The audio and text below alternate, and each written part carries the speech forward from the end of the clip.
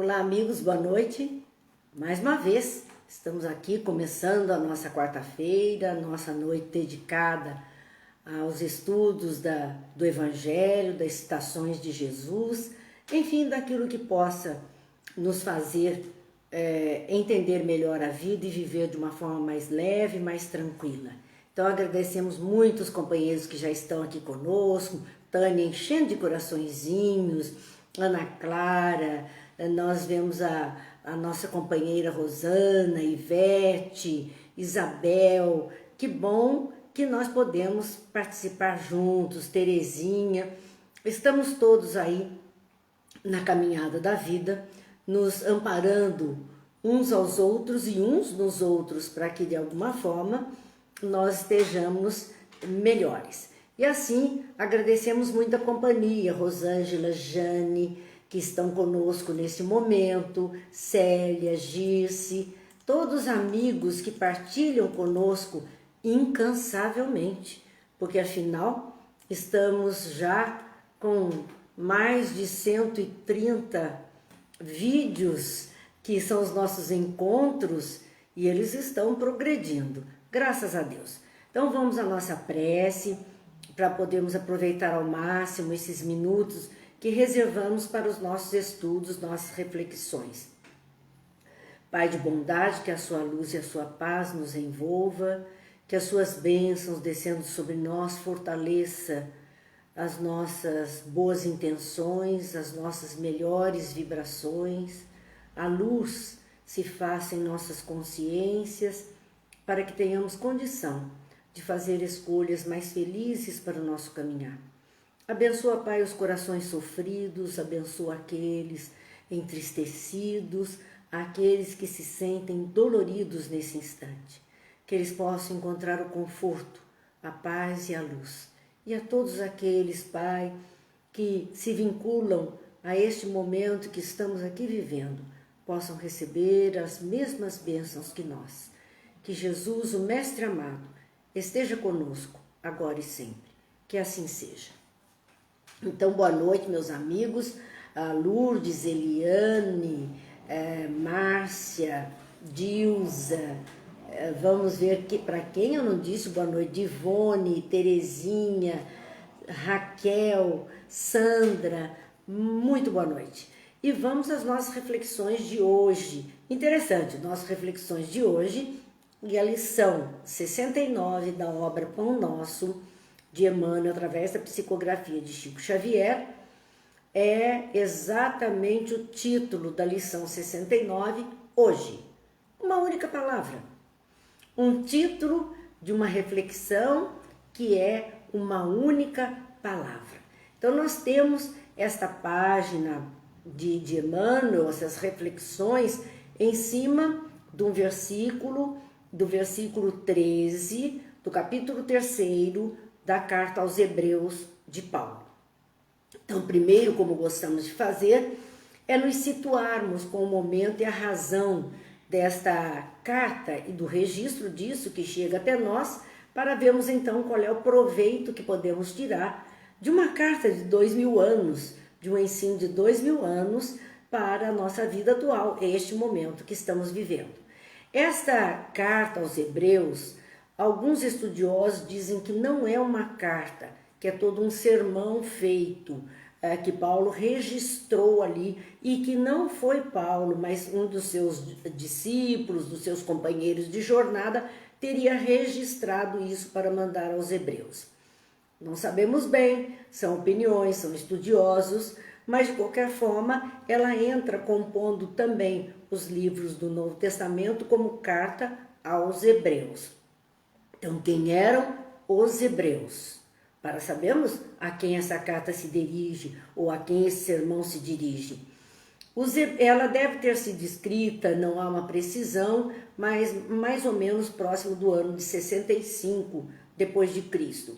E os hebreus eram judeus de nascença, eram cristãos que eram judeus de nascença, estavam fora do seu território e estavam então abraçando outra doutrina que não o judaísmo. Esses eram os hebreus, quer dizer, judeus com alguma diferença de comportamento, de pensamento e de localização. Esses eram os hebreus. E esses hebreus estavam sendo perseguidos na época exatamente por aceitarem a fé cristã. Eles estavam sendo perseguidos e havia sobre eles uma grande pressão para que eles abdicassem, né? Deixassem de lado aquela fé cristã que estava abraçando e voltassem para a religião dos seus antepassados, que era o judaísmo, que eles estavam deixando de lado. Então, isto é o movimento. Então, tudo que Paulo fala é de orientação a essas pessoas que estavam naquele momento de encruzilhada da vida que às vezes a gente fala. Tinham até ali uma fé, um rumo, um norte, um meio de se conduzir. Aquele meio, com certeza, já não alimentava neles o fervor da fé, já trazia a eles muito questionamentos, e então eles abraçaram uma ideia nova que surgiu, trazida pelos ensinamentos de Jesus. Não é fácil nos desapegarmos de conceitos anteriores que conduziam o nosso existir, roteiros que já estão em nós há tanto tempo, para abraçarmos algo que está nos sendo oferecido. Há uma dificuldade dentro de nós no processo de mudança e há uma dificuldade externa que é daqueles que partilhavam conosco na formatação em que estávamos todos habituados, aceitar a nova formatação que escolhemos viver. Então não era fácil, eles estavam passando esses momentos difíceis, sem contar a questão da perseguição a todo cristão, que Roma fazia, então sem contar essa perseguição, mas a da própria raça, a dos próprios parentes, a dos próprios amigos, fazendo pressão para que abdicassem daquilo que escolheram viver e voltassem às raízes anteriores. Então é para estes que Paulo escreve, e por isso ela é para eles uma carta de exortação, que é exatamente a carta de encorajamento, de incentivo, de fortalecimento. A exortação significa isso. Então ela é todo um tratado de auxílio para que eles angariassem a força necessária de permanecer dentro daquele quadro que estavam aprendendo a viver. Vamos dizer boa noite mais para um pessoalzinho amigo, Gil, Cidinha, a Cida, Valdemir, a Vladimir, perdão, a Kazuko. Sejam muito bem-vindos, Silvia, Cláudia, Geraldo, Ana Maria. É uma alegria, né? Uma alegria quando estamos juntos e podemos refletir sobre tudo isso. E mais uma vez, nós gostamos muito de dizer, quando fazemos, e esse é um exercício do judaísmo, de que nós temos que fazer o nosso colar de pérolas. Então, o que significa esse colar de pérolas? É tirar dos ensinos aquelas pérolas que são importantes para nós e que nós vamos como que colocando num fio. A pérola era algo muito caro e muito raro, então era muito precioso. Por conta disso, está dizendo, aquilo que é precioso para nós deve ser todo unido num único fio, que é o que representa o maior valor que temos. São pérolas que nós colhemos, nós aqui.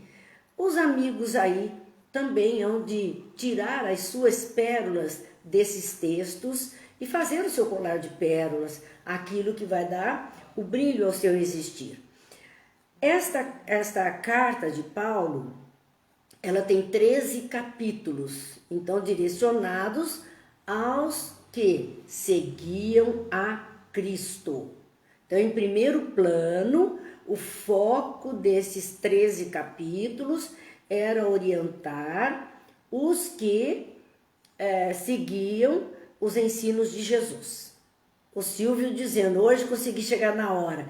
Graças a Deus, Silvio, nós estamos felizes por isso. Um segundo ponto, um segundo público-alvo dessa carta, então o primeiro eram os cristãos, os que abraçavam e seguiam, não era só simpatizavam, mas seguiam os ensinos de Jesus, né? Seguiam a Cristo na proposta mais uma vez é importante lembrarmos, veja que Paulo não escreve seguiam a Jesus, não era a pessoa, era a Jesus o Cristo, então era o Cristo, o iluminado. Eles seguiam a iluminação, eles seguiam a luz que Jesus trouxe para clarear os seus caminhos. Um segundo público-alvo eram os incrédulos. A carta também se presta, os ensinos que aqui são contidos, também se prestam aos incrédulos. Mas que tipo de incrédulos? Esse segundo grupo era de incrédulos que tinham um conhecimento e alguma aceitação da doutrina. E nós vemos pessoas assim, dentro do espiritismo e de outras religiões, mas nós vemos pessoas que simpatizam um pouquinho, têm algum conhecimento, mas é um pé atrás sempre, não se aplica em tudo aquilo porque tem as suas dúvidas e elas são grandes demais. Então, são incrédulos com um pouco de conhecimento e aceitação de pontos daquilo que Jesus trouxe. Mas havia um terceiro grupo também de hebreus, que eram os incrédulos, também incrédulos, que tinham sido chamados a entregar suas vidas a Cristo, mas optaram por rejeitá-lo.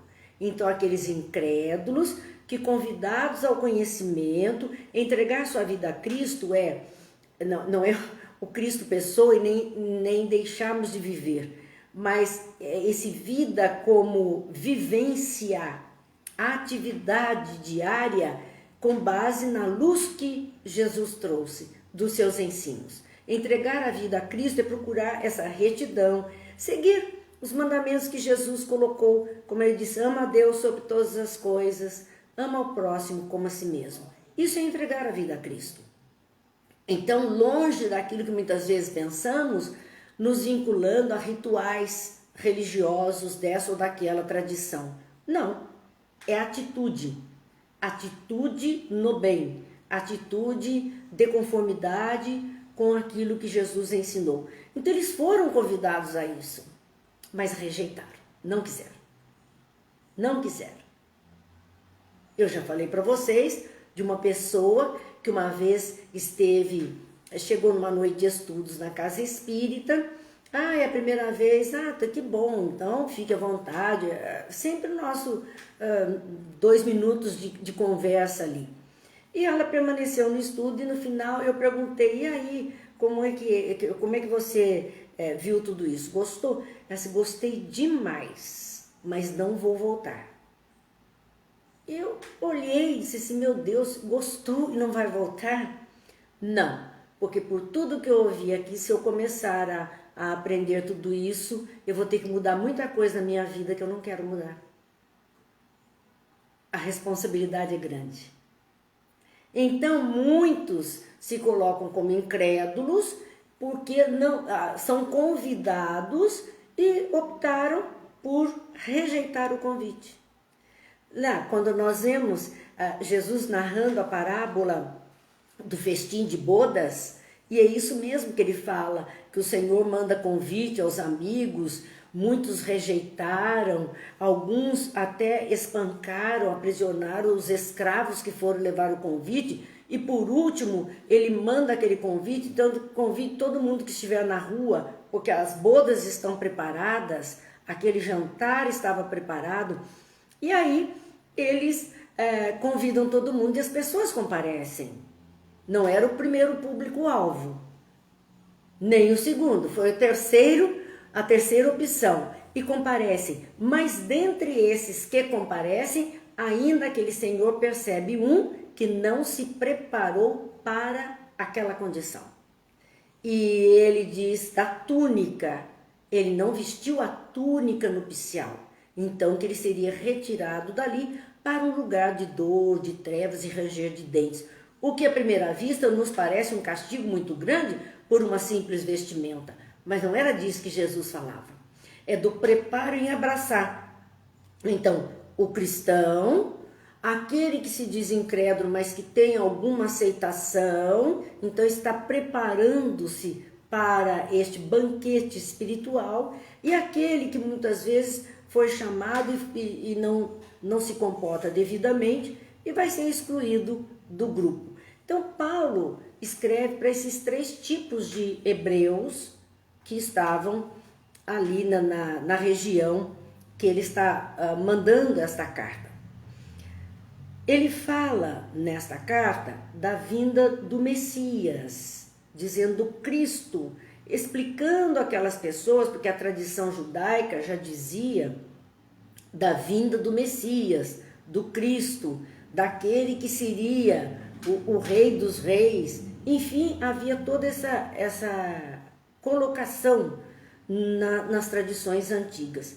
E ele vai mostrando os pontos de concordância entre o evento de Jesus naquele momento e aquilo que as tradições bíblicas traziam como verdadeiro.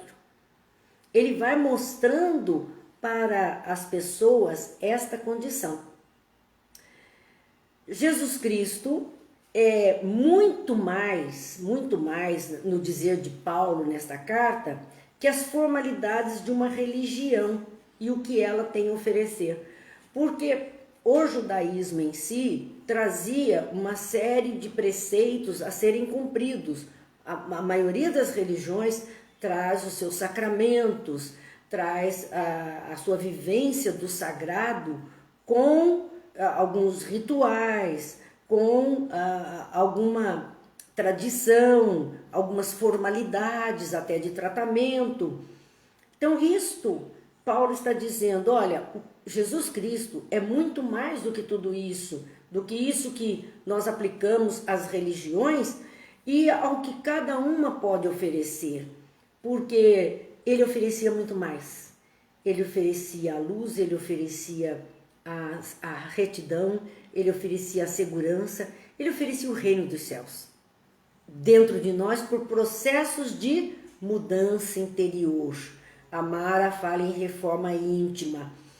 Eu já disse que eu não, particularmente, Mara, nada contra, mas eu não gosto muito da expressão reforma íntima, porque para mim reforma parece que está remendando. Eu prefiro transformação interior.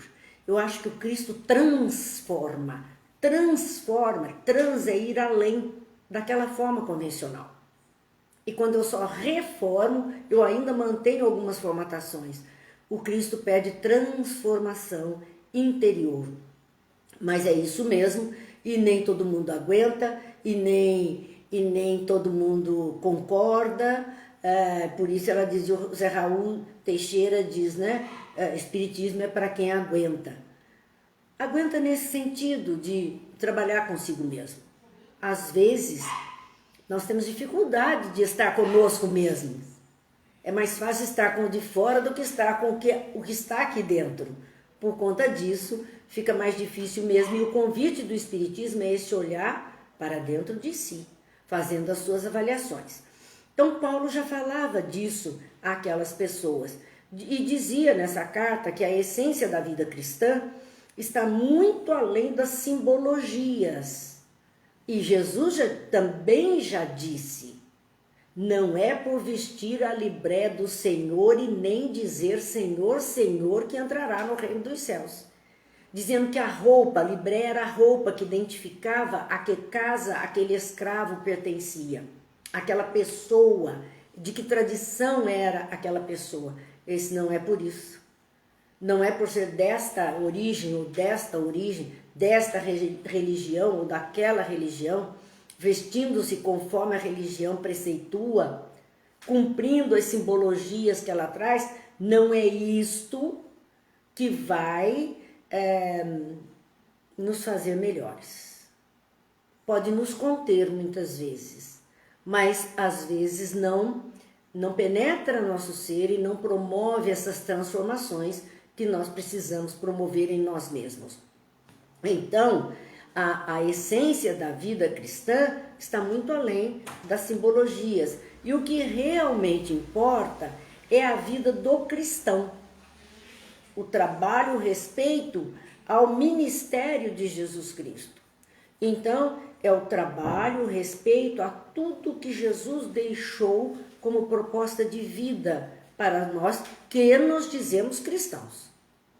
Nós temos sempre que fazer essa ressalva, porque o outro que segue outra tradição, outra filosofia, tem outra maneira de encarar a vida. Mas aquele que se diga cristão, aquele que se diga um seguidor de Jesus, aquele que se ampare em seus ensinos, tem este compromisso de testemunho de vida. É isto, porque é isto que vai dizer do nosso respeito ao Cristo, ao ministério do Cristo, ao trabalho do Cristo. É isso que ele diz a respeito para todos nós. Então, colocadas todas essas situações de quem eram os hebreus e o que é que, para quem Paulo escrevia, qual era o seu objetivo, sua intenção, nesse capítulo 3º, antes do item que nos interessa especificamente, no primeiro versículo, um trechinho dele diz assim: considerai a Jesus Cristo. Paulo conclamava aquelas pessoas a considerar a Jesus Cristo, apóstolo e sumo sacerdote da nossa confissão. E confissão aqui não é o ato de confessar-se no confessionário com um padre. É a nossa confissão religiosa. Eu me confesso espírita, eu me confesso católico, eu estou dizendo qual é a minha tradição. Então, ele diz: considerai a Jesus Cristo apóstolo e sumo sacerdote da nossa confissão, que é cristã. A confissão cristã, aquele que se confessa cristão, tem como apóstolo, que é aquele que divulga, que trabalha a mensagem, os ensinos, e também como sumo sacerdote, o maior representante daquela proposta, daquela doutrina, tenha a Jesus Cristo como esse, apóstolo e sumo sacerdote. E continua nesse versículo dizendo o seguinte, né? Sendo fiel ao que constituiu. Então se pede que o cristão seja fiel à mensagem do Cristo. Fidelidade aos ensinos, cumprimento desses ensinos. É isso que é pedido ao cristão. E Jesus pediu tão pouco. Ama a Deus, ama o próximo, ama a si mesmo. É esta fidelidade que nós precisamos demonstrar, trabalhar, lutar, para que ela seja verdadeiramente um ato do nosso existir. E no versículo 7, porque nós gostamos de pensar pontos que, como eu disse, a mim são importantes e eu compartilho com vocês, mas vocês, lendo, poderão com certeza colher outros pontos tão ou mais importantes. Mas no versículo 7 diz: portanto, se ouvirdes hoje a sua voz, não endureçais os vossos corações. Então, se hoje somos tocados por um ensino de Jesus, e às vezes nós dizemos assim: nossa, tão lindo, me emocionei com aquilo, com aquela frase, com esta cena, me emocionei com este ensino, puxa, meu coração ficou. Daqui a pouco passa, porque não guardamos, porque simplesmente esquecemos. Por isso ele diz: se ouvirdes hoje a sua voz, não endureçais os vossos corações. Não fecha, não permita. A sensação foi boa, a vivência foi boa, o experimento foi bom. Continua, alimenta isto que é bom, que é agradável. Alimenta isso. E no versículo 13, e é esse especificamente o que encabeça a nossa lição 69 da obra Pão Nosso, ele diz assim: antes exortai-vos uns aos outros todos os dias, durante o tempo que se chama hoje, para que nenhum de vós se endureça pelo engano do pecado. Então vamos pensar um pouco sobre isso. Antes, exortai-vos uns aos outros. Esse é o primeiro passo para uma convivência cristã, para demonstrar que os ensinos verdadeiros de Jesus estão em nós e estão tendo algum resultado em nós.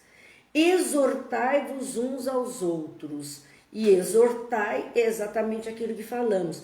Encorajar uns aos outros, incentivar uns aos outros, promover uns aos outros.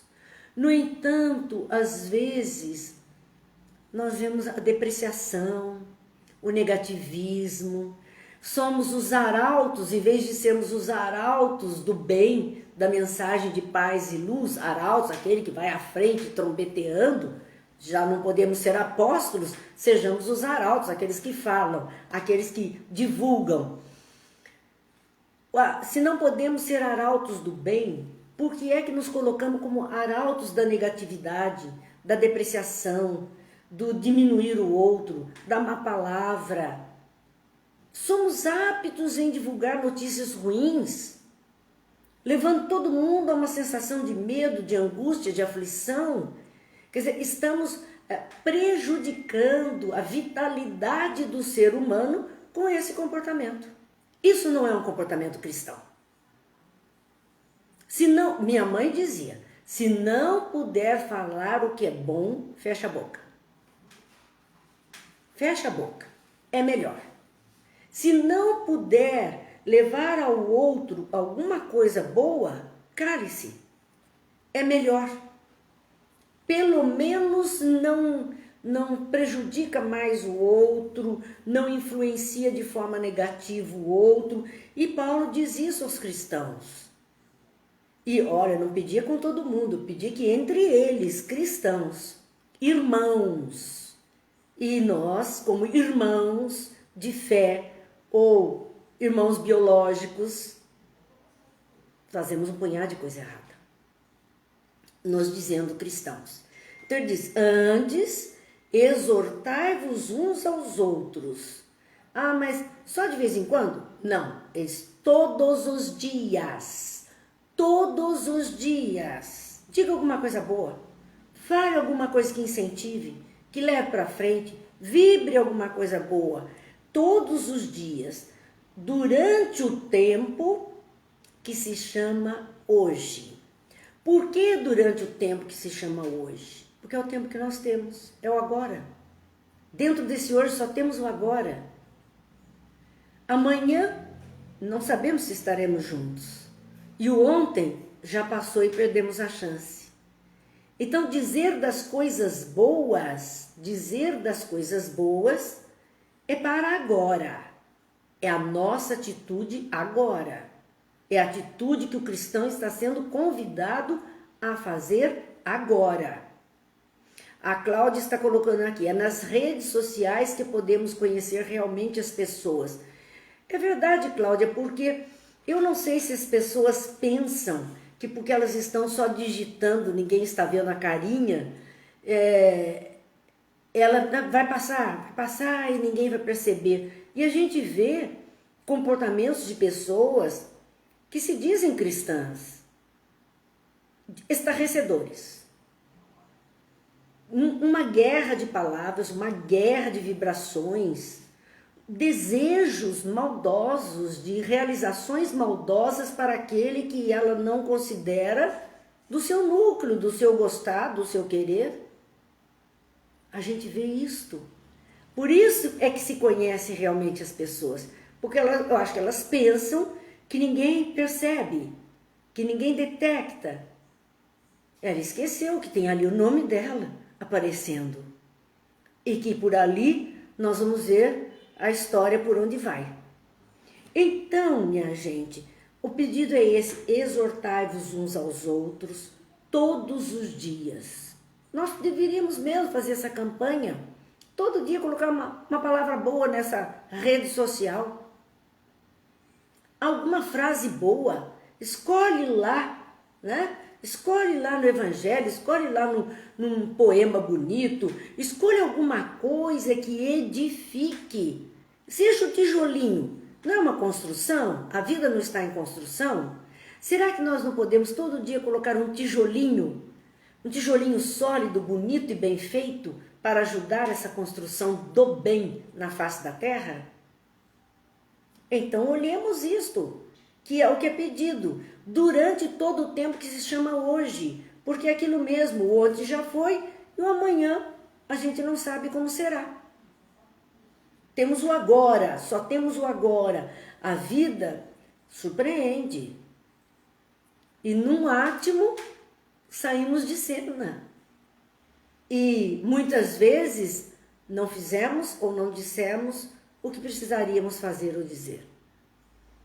É isso que estamos sendo chamados quando Jesus disse: eu vim para que tenhais vida e vida plena, vida em abundância. Não é a vida ao longo do existir, mas é cada instante desse existir, que ele seja pleno, que seja abundante a bondade, a luz, a beleza, a alegria. É isso que Jesus pede. E que nós parece que não percebemos, não entendemos a mensagem. Então, ele continua nesse versículo dizendo: por que esse comportamento? Ou para que esse comportamento de todos os dias, no tempo que se chama hoje, exortarmos aos outros, incentivarmos, encorajarmos os outros, darmos esperança? Por quê? Ou para que isso? Para que nenhum de vós se endureça pelo engano do pecado. O pecado é errar o alvo. Nós temos o livre-arbítrio e sempre estamos usando o nosso livre-arbítrio nas escolhas que fazemos. Até fazer nada é uma escolha, é o uso do livre-arbítrio. Eu escolho fazer nada, eu escolho me calar ou eu escolho falar. É o meu livre-arbítrio. Mas quando nós tomamos medidas indevidas, o nosso coração, nossos sentimentos se endurecem pelo egoísmo, pela vaidade, pelo orgulho. São coisas que endurecem os nossos sentimentos. E é o engano, porque estamos nos envolvendo nas coisas que não convêm. Estamos gastando a nossa energia naquilo que é uma visão torta das coisas. E aí nós temos o versículo 14 logo em seguida, dizendo assim: porque nos tornamos, olha a razão então, o para quê é para que o nosso coração não se endureça. Mas por que nós precisamos fazer isso? Porque nos tornamos participantes do Cristo. Nos tornamos participantes de Cristo. Quando é que vamos nos tornar participantes de Cristo? E vamos colocar Cristo como a luz, a iluminação, aquilo que edifica. Quando nos tornamos participantes de Cristo, se retivermos firmemente o princípio da nossa confiança até o fim. Agir como cristãos até o fim. Aí estaremos sim participantes da luz, participantes do bem, participantes do Cristo. Esse é o convite feito. E foi isso que Paulo, então, chamou a atenção. Emmanuel pegou esse versículo 13, que fala do exortai-vos uns aos outros, para não haver dureza de coração nos nossos enganos, né? E ele vai tecer os seus comentários, dizendo o seguinte: o conselho da exortação recíproca diária, indicado pelo apóstolo, requisita bastante reflexão para que se não estabeleça a guarida de certas dúvidas. Então, ele vai analisar esse convite de Paulo à exortação diária. Vamos mais uma vez: exortação é o incentivo, é iluminar o outro, ajudar o outro, fazer com que o outro tenha propostas melhores, encorajamento para seguir, tudo isso é exortação. Então ele diz, o conselho de exortação recíproca, nós devemos adquirir o hábito. Há muitas teorias atuais dentro da psicologia que falam, diga à sua criança, ao seu filhinho, que ele é ótimo, que ele é educado, que ele é bom. Gente, eu vi um documentário de um treinador de cães. E havia alguns cães problemáticos de relacionamento com outros cães.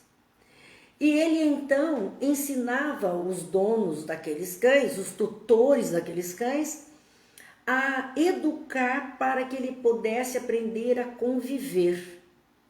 E é interessante porque ele dizia assim, para aquele cãozinho que não podia nem sair na rua, que já queria agredir todos os outros cães que passavam perto. Ele dizia assim, vamos em frente, vamos passear.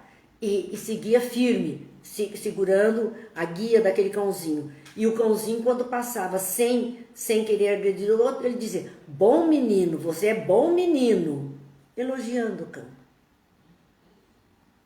Se um cachorro muda o seu comportamento, porque ele está recebendo algum comando e junto com esse comando um incentivo, um encorajamento, uma condição de prêmio por ele ter agido assim, que dirá o ser humano que precisa isto tudo. Então, dizer palavra boa, dar o incentivo, dar o encorajamento diariamente àqueles que convivem conosco, àqueles que cruzam o nosso caminho. Os antigos, nossos avós, nossos pais, verdadeiramente, o que eles diziam? Deus te abençoe, Deus te acompanhe. Era a primeira coisa do dia, bença pai, bença mãe, Deus te abençoe. Era a palavra boa, que fortalece aquela criatura para o que ela tem a fazer. Ela vai sair, que Deus te proteja. Não são palavras boas? E nós estamos perdendo isso. Nós estamos perdendo isso. E isso enfraquece o outro também. Então, Emmanuel fala, olha, nós precisamos seguir esse conselho da exortação recíproca diária, indicado pelo apóstolo, mas que requisita bastante reflexão para que não estabeleça guaridas de certas dúvidas. Vamos entender como isso funciona, que nós vamos aprender a agradecer, a desejar o bem, a incentivar o outro. Sim, o que está feito não está ainda perfeito, mas saiu ótimo, na próxima vez vai sair melhor ainda. Em lugar de dizer, mas que porcaria você fez. São coisas, gente, é uma educação do espírito que nós estamos precisando fazer.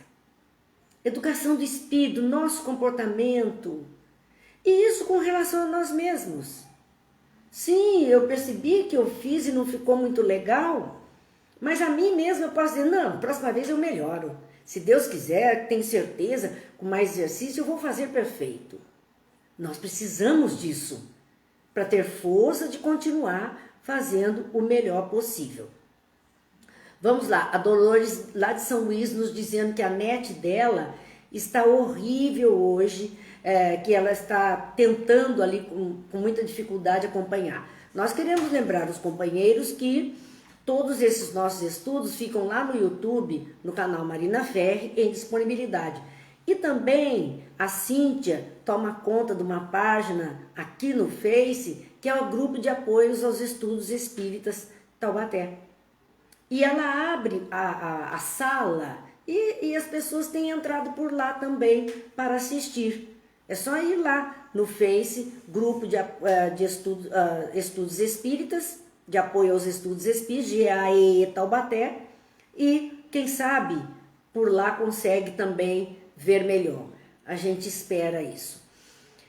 Mas continuando então as reflexões de Emmanuel, ele diz: Paulo imprime importância ao tempo que se chama hoje, destacando a necessidade de valorização dos recursos em movimento pelas nossas possibilidades no dia que passa. É a gente ter olhos de ver, observar em cada dia do nosso existir. Às vezes a gente perde muito tempo, tantos recursos nos são oferecidos para isso ou aquilo, para fazer melhor, e nós deixamos passar esse tempo. Deixamos o hoje correr solto, sem aplicarmos, sem aproveitarmos as horas que estamos vivendo, os ensinos que temos, as possibilidades de realizações que aparecem. Muitos acreditam que para aconselharem os irmãos, necessitam falar sempre, transformando-se em discutidores contumazes. Uma amiga que participa conosco aqui nos estudos falava exatamente sobre isso comigo, que ela tentava falar sobre a doutrina espírita com uma outra pessoa não espírita. E havia lá e eles estavam nesse embate, já partiram para o campo das discussões ruins, porque discutir não necessariamente é brigar ou dizer coisas indevidas. Quando nós discutimos uma ideia, todos estamos colaborando com o nosso ponto de vista sobre aquela ideia. Então há uma discussão em aberto sobre algo que é proveitoso. Só que quando falamos de discussão, normalmente nós já sabemos que tem briga, tem confusão. Então o que ele está dizendo? Que muitos acreditam que para aconselhar o outro, para mostrar alguma coisa boa, para ensinar o bom caminho, ele tem que ficar falando na orelha da pessoa o tempo inteiro sobre aquele assunto. E o que acaba isso dizendo? Fica desagradável, é uma coisa cansativa e se transforma em discussão. O outro diz: chega, você já falou tanto, eu não quero saber, eu não gosto, eu não quero, eu não vou fazer assim. Ele tem o livre-arbítrio. Então nós temos que tomar muito cuidado, porque não é esse o caminho. Engano que é esse falar demais, ficar amalhando em ferro frio. Vai acontecer nada.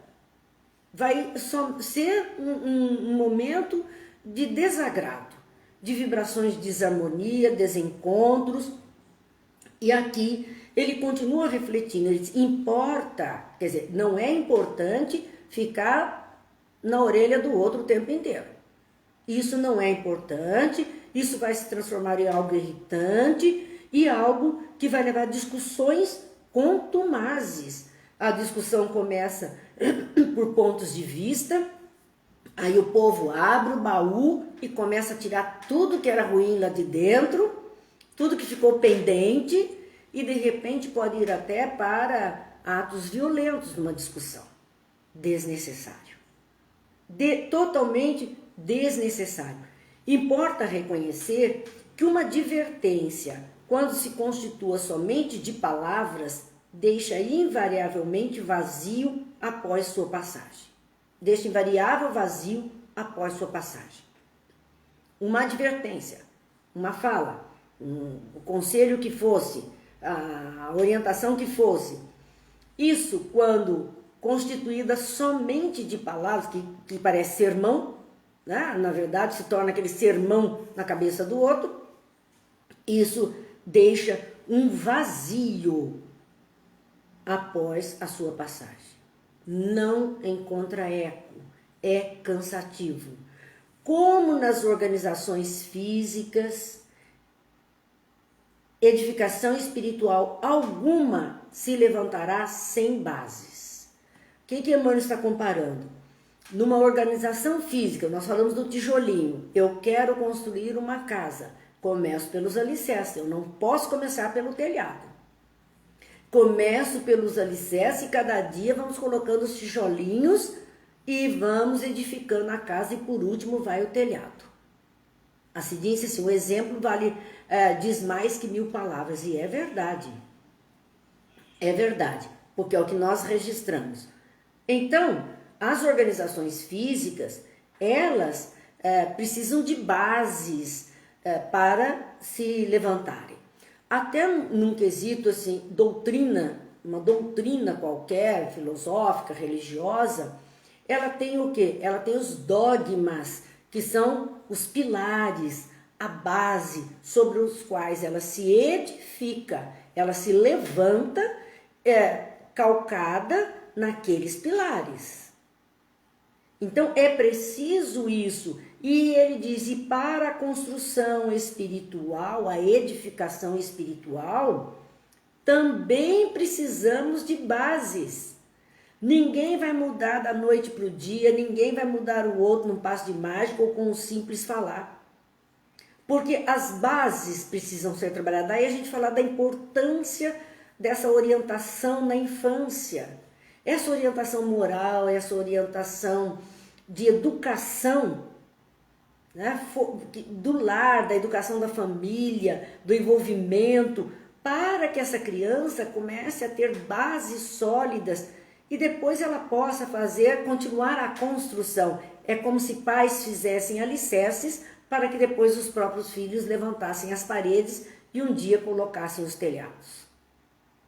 Então é preciso termos essa ideia de que a edificação espiritual de cada um de nós, ela tem que ter base. Então, para os processos de transformação interior que eu preciso realizar, eu tenho que olhar os pontos que precisam de reforço como um alicerce. Está mal feito, eu vou ter que fazer de novo, eu vou me basear em outras estruturas para fazer esse alicerce a fim de que a transformação realmente ocorra. Cada um de nós. E podemos ajudar os outros assim, através da exortação, do incentivo, do trabalho para que aquela criatura faça melhor. Exortai-vos uns aos outros, diz Emmanuel, representa um apelo mais importante que o simples chamamento dos duelos verbais. Então, não é apenas a palavra de incentivo, não é apenas a palavra de encorajamento, é chegar junto para encorajar, é chegar junto para incentivar, é trabalhar junto a fim de que o outro possa também entender e não ficamos só num duelo verbal. Então nós temos esse incentivo, encorajamento, estímulo, mas de vivência, de demonstração, de exemplificação que é necessário fazer. Convites e conselhos dentro desse exortai-vos transparecem com mais força do exemplo de cada um.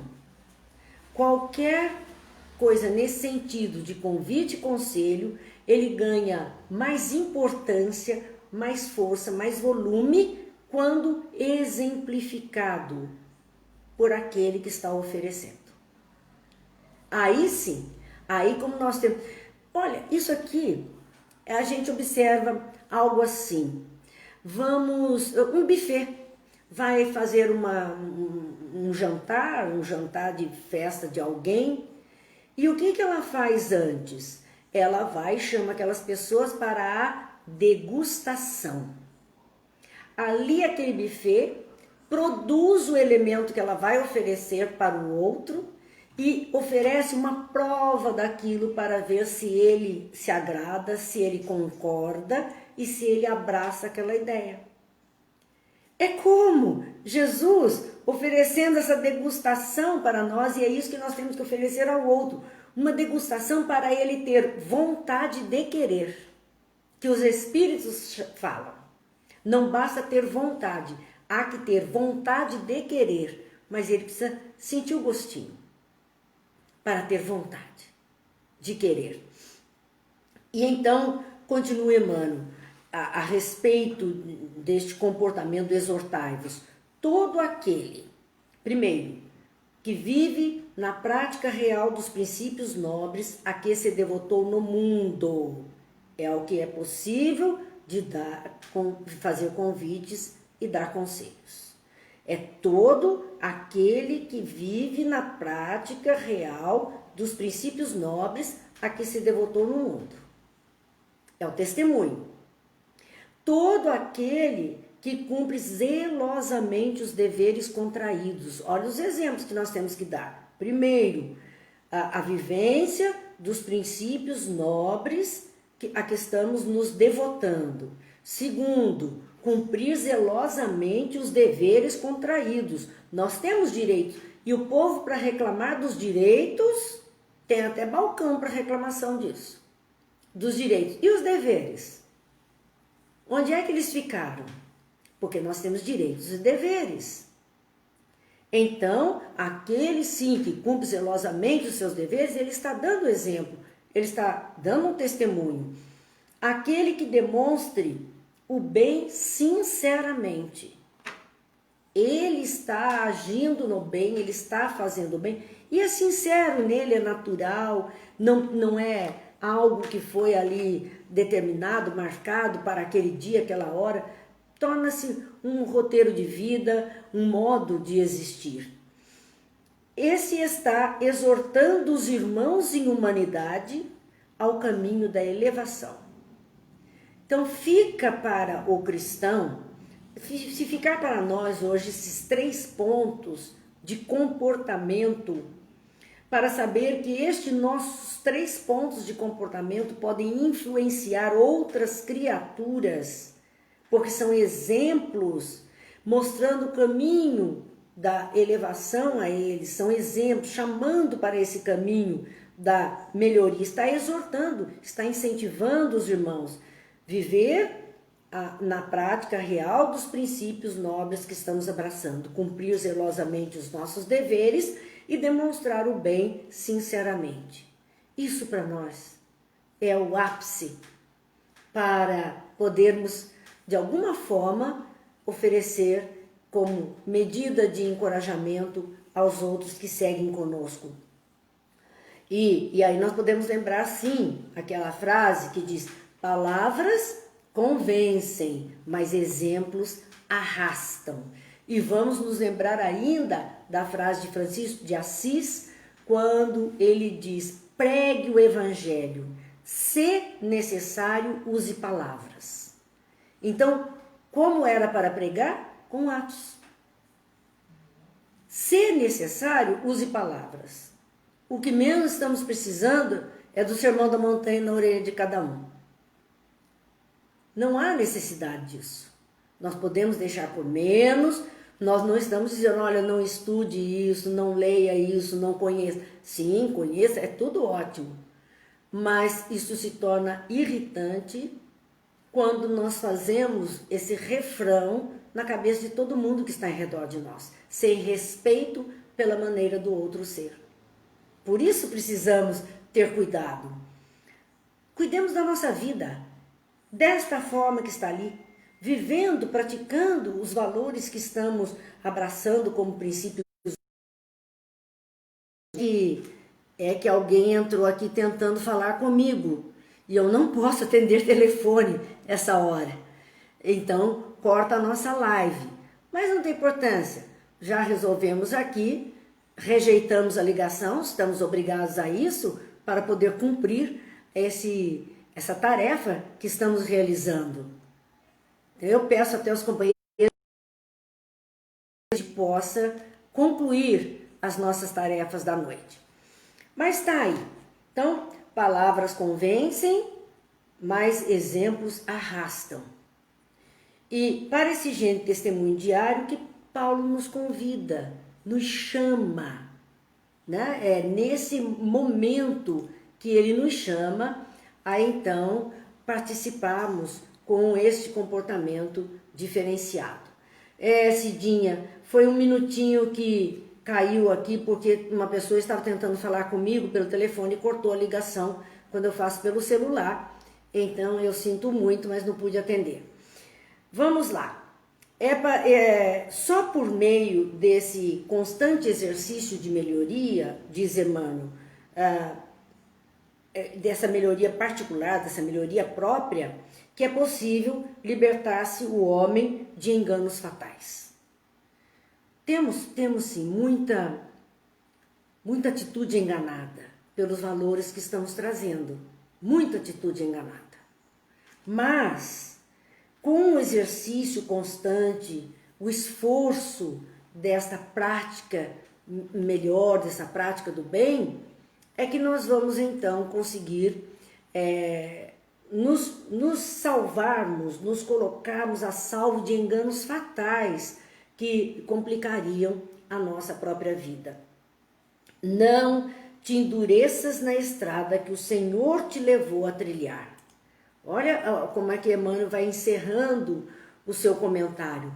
Não te endureças na estrada que o Senhor te levou a trilhar, em favor de teu resgate. A estrada que estamos trilhando hoje é aquela que propicia o nosso resgate dos enganos anteriores. É essa estrada que está nos propiciando este encontro com as condições anteriores. De resgatar tudo isso. Não é uma estrada aleatória. As coisas não aconteceram de forma aleatória, nem ao acaso. Há uma lógica para a nossa melhoria, a fim de que consigamos, então, fazer o melhor. E aqui ele vai continuar dizendo para o nosso resgate, o nosso aprimoramento e a nossa santificação. Recorda a importância do tempo que se chama hoje, porque para tudo isso nós vamos ter o hoje, simplesmente o hoje. Não temos o ontem porque já foi, não temos o amanhã porque ainda não veio. Então, por conta disso, meus amigos, é que nós temos que aproveitar a oportunidade que estamos tendo. A oportunidade de nos aplicarmos no resgate das nossas dificuldades, trabalharmos tudo isso e podemos fazer o melhor por nós mesmos e por aqueles que nos cercam, com menos enganos, menos dificuldades. Então fica a lição desta noite para que a gente pense sobre isso. O nosso tempo realmente é o hoje e o nosso tempo aqui, ele já venceu, né? Já chegou ao final, não temos mais o nosso tempo.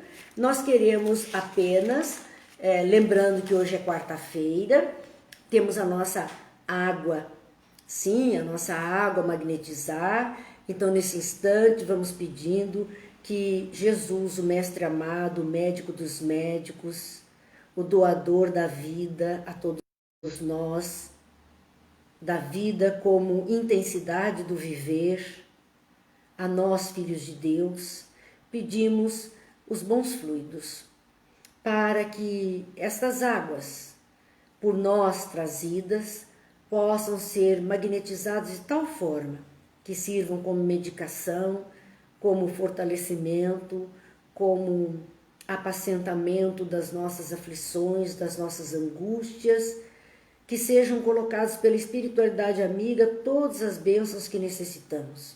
A nós que aqui estamos e a todos aqueles nos hospitais, nos leitos de dor, nos momentos de aflição, as águas que vão ingerir sejam abençoadas, levando a cada um deles o de que necessitam para o seu equilíbrio. Vamos então fazer, para encerrar, a nossa prece de Cáritas, lembrando que amanhã, se Deus quiser, estaremos aqui com a obra Boa Nova, às 20 horas mesmo. Vamos encerrando dizendo simplesmente: Deus nosso Pai, que sois todo poder e bondade, dai força àquele que passa pela provação, dai a luz àquele que procura a verdade, ponde no coração do homem a compaixão e a caridade. Deus, dai ao viajante a estrela guia, ao aflito a consolação, ao doente o repouso. Pai, dai ao culpado o arrependimento, ao espírito a verdade, à criança o guia, ao órfão o pai. Senhor, que a vossa bondade se estenda sobre tudo o que criastes. Piedade, Senhor, para aqueles que não vos conhecem, esperança para aqueles que sofrem. Que a vossa bondade permita aos Espíritos Consoladores derramarem por toda a parte a paz, a esperança e a fé. Deus, um raio, uma faísca do vosso amor pode abrasar a terra, deixar-nos beber dessa fonte, dessa bondade fecunda e infinita, e todas as lágrimas secarão, todas as dores se acalmarão. Um só coração, um só pensamento subirá até vós, como um grito de reconhecimento e de amor. Como Moisés sob a montanha, nós vos esperamos com os braços abertos. Ó poder, ó bondade, ó beleza, ó perfeição. E queremos de alguma sorte ajudar o progresso, a fim de subirmos até vós. Dai-nos a caridade, Deus, dai-nos a força de ajudar o progresso, a fim de subirmos até vós. Dai-nos a caridade pura, dai-nos a fé e a razão, dai-nos a simplicidade, que fará de nossas almas o espírito ou o espelho onde se deve refletir a vossa divina imagem. Que Deus nos abençoe, que Jesus nos ilumine e que possamos todos ter uma noite de paz, tranquilidade, exortando-nos uns aos outros. Somos luzes, somos deuses. Façamos brilhar a nossa luz, façamos crescer o poder divino que está em nós. Muita paz e até amanhã, se Deus quiser.